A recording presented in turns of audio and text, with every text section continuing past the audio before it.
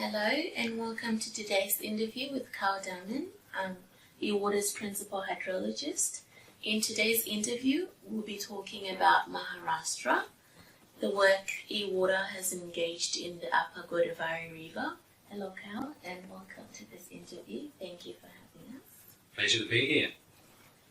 We'll cover the development of a science to policy modelling framework to support the development of an integrated water resource management plan for the Upper Godavari surface. Looking at the challenges met and how they were overcame. So I'll get right into the questions. How did the project come about? Well, the project came about partly through an MOU between the Government of New South Wales and the Government of Maharashtra. They signed this MOU in 2012, and following on from that,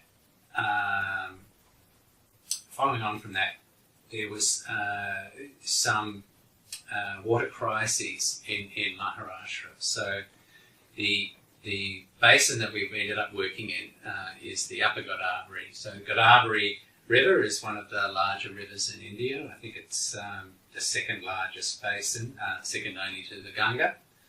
And we're working in the headwaters of the Upper Godavari. So the reason the project came about was because the sharing of water between upstream water users and downstream water users within this sub-basin was not happening in a way that was acceptable to all of the people in the basin.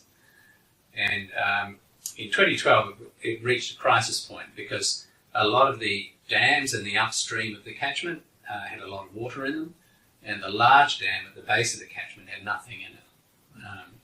And obviously the downstream people were not very happy, and they said, we would like you to release some water so that we have at least a small amount in our lower dam.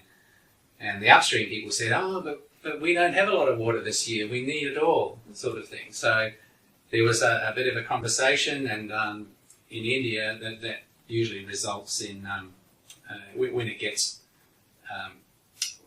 the discussions get tough, it ends up in court. And this is what happened in this case. There was a big court case, and eventually the High Court, one of the management agencies made a decision to release water, and that was challenged. But the High Court upheld the decision of this management authority, the Maharashtra Water Resources Regulatory Authority, maintained their right to order the release of water, and the water was released. But out of all of that process came this